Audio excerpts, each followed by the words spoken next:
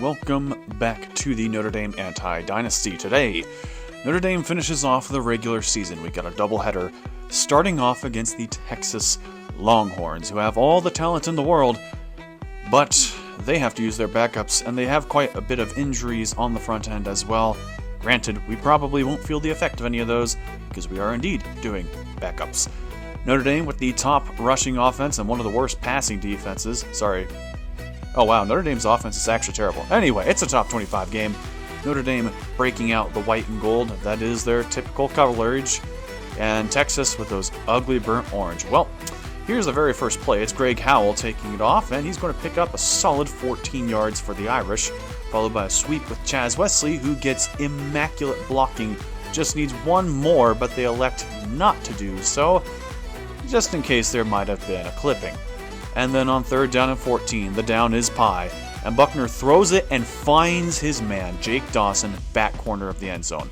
I have no idea what number 32 is doing, and then he has the audacity to act as if other people were supposed to be there.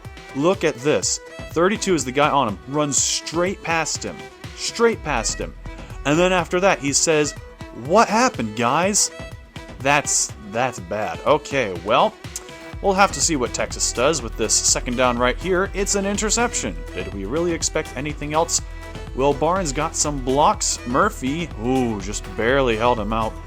And that will force a field goal, so that does have an effect.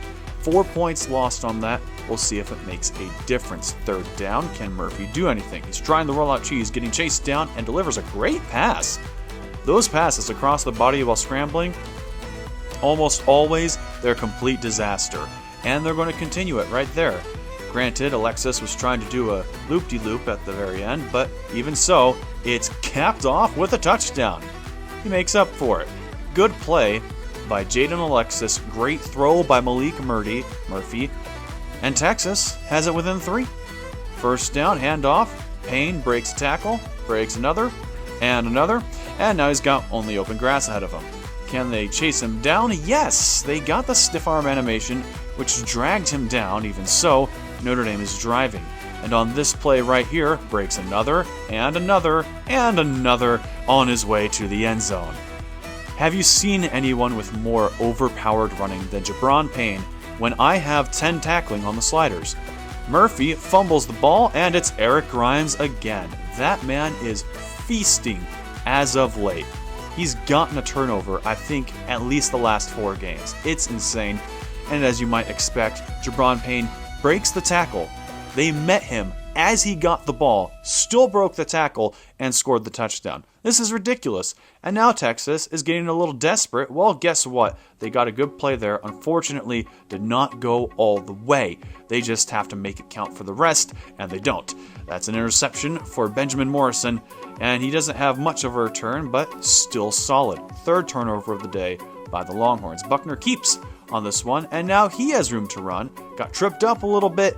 He wouldn't have made it anyway, but even so, 36, always a nice gain. What does Notre Dame follow that up with? A screenplay to Dawson, who gets great blocking, and no one's tackling him. And that's a touchdown. The absolute ease with which Notre Dame is scoring is ridiculous. Malik Murphy, even more desperate, this time throws an interception to Jaden Mickey. So not exactly the greatest situation for the Longhorns, not gonna lie, as Buckner will deliver a dot to Chaz Wesley to increase the lead even more. Hey, remember when the game was only 3 points? Like that was the spread? Man, what a time. What a time. Hey, there's a catch. Jaden Alexis got past the defender. Can they capitalize? Will they score here? Murphy got his man Reddick on the outside, tackled at about the 11-12 yard line. First down under 15 seconds. Caught. Harris goes out of bounds, preserves the timeout. Second down. It's a keeper for Malik Murphy, and he does not get the first. There goes your timeout. 6 seconds remain. He throws, gets Reddick tackled short of the goal line past the first down marker. 3 seconds. Final play of the half, and it's a touchdown. What a chaotic set of events. But nonetheless, Texas did in fact get into that end zone. They're still way behind. but they're still technically in it, and if they get a whole bunch of 2s, they can tie, and so they'll start off strong. They'll get the 2 points there. Now they are only down by 23 points. That's all. That's it. Can they do anything in the second half? That's what I want to know. And they're starting off well. Reddick, hey, how about that spin? Good job right there. Follow up, got Rutledge on the sweep. Those never work for me. I don't know why, but it did there. They drive down. Keeper Murphy got into the end zone. 17-point game. 3 scores. And it will stay there. They fail the 2, so it's still a 17-point game. Buckner pitches it out, and Wayne Perry's got all the room in the world. And they chase him down. Texas got some speed. And Notre Dame will end up settling for the field goal. Still a 3-score game. Even so, if you're the Texas defense, you got to think that's a plus. Bam. Quick pass. Harris got it. Got to hurry up, though. Can't be slow. Malik Murphy throws it, and he's picked off. And Roberson is free to go into that orange. An easy touchdown for the Irish. And now Texas is completely doomed. I mean, they can try. They can indeed try, but that right there is another interception. The 6th turnover on the day. Texas did get the stop because Notre Dame wasn't trying, but then they throw that right there. And Snead got a block, Murphy missed, and now he has enough speed to leave everyone else behind. 2 pick-sixes in the 4th quarter for Notre Dame. That is a solid quarter, and that will end it. Another blowout. 55-21. Texas, pride is wounded. They're going down to 7-4 on the year. It's just not their year. They are not back. Buckner, he did solid. Threw a pick, but even so. Ground game, that's where they shine. Jabron Payne, averaging 12.5 yards per carry. He earned those 2 touchdowns. And then defensively, it was all about the sacks. Got 7 on the day, it looks like. And then, of course, 7 interceptions. It was just complete domination, as you might expect with this new slider set and being forced to play with backups. So, how does USC do? They're ranked number 4. They're looking at a spot in the playoff if they can win this game. And assuming they don't lose the Pac-12 championship game, Notre Dame is breaking out the green. Southern California breaking out the red. USC has never lost to Notre Dame in this series, and Buckner pops the top. Chaz Wesley leaves them in his dust. A opening play, 75-yard touchdown, and what makes this even worse is that I had forgotten to sub in the second team. Those were the starters of USC who got cooked, and Warren will now pay the price, getting sacked, loss of 7. Very next play, no one open, sacked, loss of 8. 3rd down and really super extra long, Warren throws it deep, and that equates to a punt. They have a chance to return, but they don't take it. Even so, not great. Notre Dame keeps it, touchdown. Just like that. Easy scores for the Irish. They're already up by multiple scores, and there's a 3rd sack. Can they play? Can they protect their quarterback? No. The 4th sack in 2 drives. 3rd down and 30. They finally got the ball out. I mean, at least it wasn't another sack or a turnover. And the defense, hey, USC defense, they come up big, they get a stop. Now the offense can try to do something. Warren, what do you know? They can actually get a 1st down. USC set to go. Keeper for Warren now has some blockers. Nice move out there. Careful, the receiver almost had a clipping, but not quite.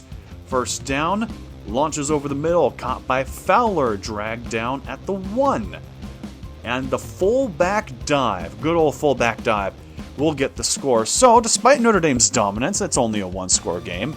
And Buckner, that could have been picked. Instead, Greg Howell dropped a yard short. So, USC, big time play right there. They've got some momentum going right now. They can drive down and score. They'd be tied. They get the ball to start off the second half. Nolan keeping it going. I mean, things are looking pretty good for USC, and now they're not. I had to open my big mouth. I just had to. With that, Notre Dame has 36 seconds to drive the length of the field, or less. Jabron Payne doesn't believe in getting tackled, and they're at least in field goal range. But you know they're not going to settle for that. They're instead going to go up and in. Easy touchdown. Terrible coverage. Just like that, we went from being tied at halftime to now USC is down by multiple scores. If they can at least score here, that'd be good, especially a touchdown. Warren tip pass intercepted. That is just horrific luck. Horrific luck. And now Notre Dame, another chance to score. Buckner taking his time, gets it out, caught by Thomas. He's tackled with 4 seconds. They will not go for the touchdown. They will instead elect to kick the field goal. And we were looking at a potentially tied game at halftime. And now it's a 17-point game.